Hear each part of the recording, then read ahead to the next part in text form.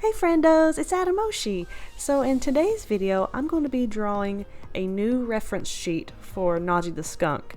So there's an older video where I'm drawing a reference sheet for Naji before I started making the fursuit, but that reference is not exactly accurate to the fursuit, and I just wanted to make a new reference sheet so that it is more accurate to the suit. So the old reference sheet, the colors, especially the pink and the green on the character, is not exactly the same, and the shape of his head is not the same, so I just wanted to kind of match it better to the fursuit. So I'm drawing this new reference sheet. So while I do, I just wanted to talk about how I found the furry fandom.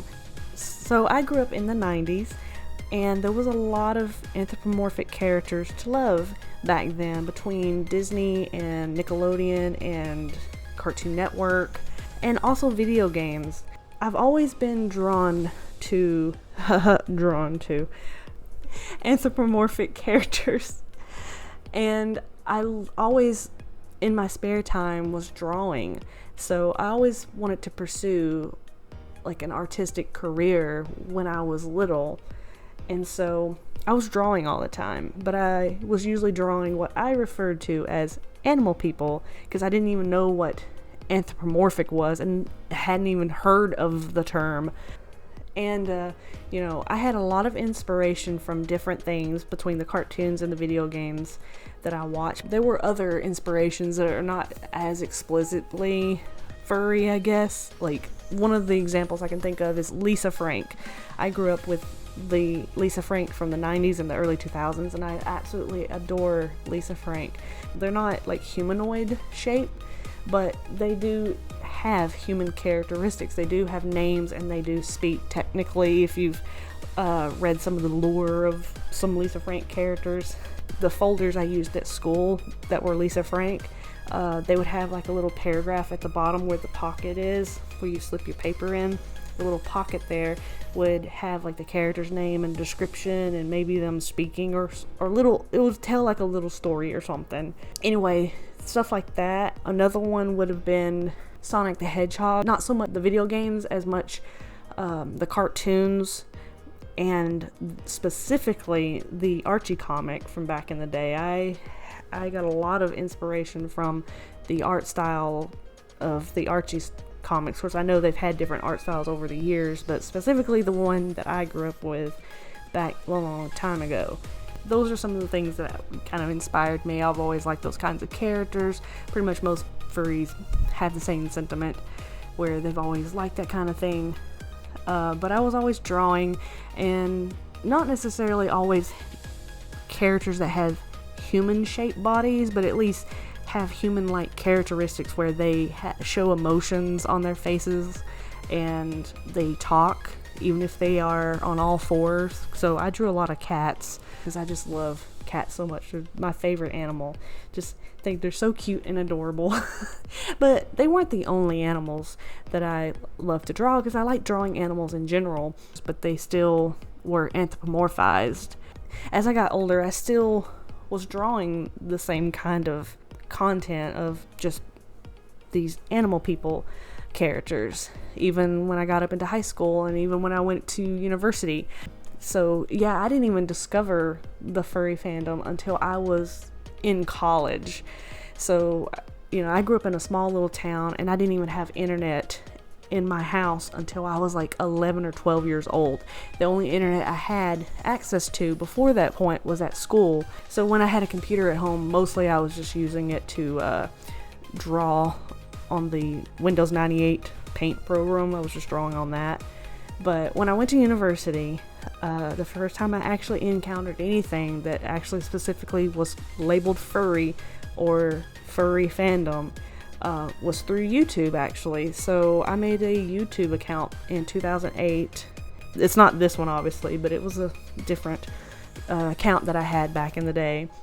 Because I liked anthropomorphic characters, before even knowing about the furry fandom, I was just drawn to that kind of stuff online anyway. And then that's how I ended up finding furry and furry fandom. But I remember finding like drawing videos on YouTube back then, or videos talking about furries, or seeing fursuits. And so through YouTube I found Fur Affinity and other like furry art posting websites. And so I had a Fur Affinity I had back then that I posted artwork. I didn't have all the time to post or to draw all the time so that I could post, so it was kind of a side thing. And I remember seeing photos of fursuits and photos of people at conventions back then, and I thought, oh, that looks so cool. I don't know if I'll ever go that deep though. They're really cool. They look cool. I like the fursuits. And of course I didn't know they were called fursuits back then, but I thought they were neat. That seemed a little too far from my personal taste. And then here I am now with 2 fursuits of my own. It's funny how things like that change over time, your taste, you know. It was very, very much a side thing because I was mostly focused on just trying to pass my classes. I was a full-time student. I hardly had any time to do anything that wasn't something related to trying to graduate, basically. Trying to get through college. Also, I was way too poor to even think about going to furry conventions as much as I wanted to. So bad. I'm like, oh, I'd love to go. That looks like it would be so much fun to just hang out, go through the dealer's den and, you know, buy art and stuff. That was just a dream back then. Over the years, you know, it was more of a, I'm just drawing anthropomorphic characters. I'm just drawing characters as my participation in the furry fandom. I referred to myself as furry after that point because I was like, wow, this is my people. I found my people. This is cool. Other people that like the same thing that I do. And I mean, of course I knew that some people probably like the same things that I liked, but on the same, like, seeing that many people through the internet liking the same thing is, I don't know how to explain it, but it's like really solidifies, dang, there's other people like me. I hope that made sense. But anyway, I didn't think I would get into the fursuiting part. I thought that was a little too far from my personal taste. But then, you know, I graduated, and then, you know, life happens, and I've moved around a lot, and I still refer to myself as a furry, even though I wasn't like posting a lot of art online, and I hadn't gone to a convention or anything. Just a furry in name alone. And then that's really all it is. You don't have to go to conventions and own fursuits and blah blah blah. Just, if you want to be a furry, just calling yourself a furry is all you need to do.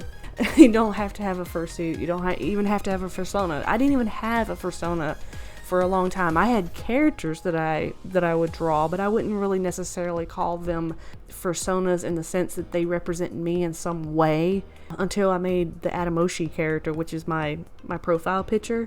Adamoshi, the brown, you know, light. I call her a mountain liger because she's a mountain lion and a tiger mixed together. So I call her a mountain liger. But she's supposed to just be me. I drew these animal people characters, but they didn't really feel like my personas. They were just me drawing characters. I didn't really have a proper persona until years and years later. It's like, you don't even have to have a persona. Furry wasn't really a big, involved hobby at first. It was just, oh, I like this thing. I like anthropomorphic characters. I draw them in my spare time. And then after graduating, dealing with trying to find a job and everything, moving around. My husband and I moved a lot, so we didn't have a whole lot of money to just spend on going to conventions or to do really much of anything. I'm now in a place in my life where I can at least afford to buy the supplies to make my own. It just seemed like it was random, out of the blue. I just got really obsessed with fursuits all of a sudden a few years ago. I was like, I want a fursuit, because for the longest time I was like, nah, not really my cup of tea. They're cool though. They're really awesome. A lot of hard work to make those. and love that people are having fun wearing fursuits and going to conventions, but I don't know if it'll be my thing. And then just a few years ago, I just was like, I want a fursuit. I want to learn how to make fursuits. I just got so obsessed with fursuit making, and so I was like, I want to learn how to make a fursuit. They look like they would be a lot of fun to make. This channel is a result of that obsession all of a sudden. I don't know, it's so weird. I want a fursuit. I want to build fursuits. I want to learn how to make them. They look like they'd be a lot of fun to make and also to be able to wear and just go to conventions. And so here I am. Basically, I'm a furry because I've always liked that kind of stuff. I've always liked anthropomorphic characters, and I always loved drawing that kind of stuff. And I always loved playing animal characters in video games like Spyro or Banjo-Kazooie, some of my favorites. I absolutely love Banjo-Kazooie. I could do a whole video on just characters like that. Drawing animals was a lot of fun, so I just kind of naturally gravitated towards the furry thing once I found out the furry fandom was a thing.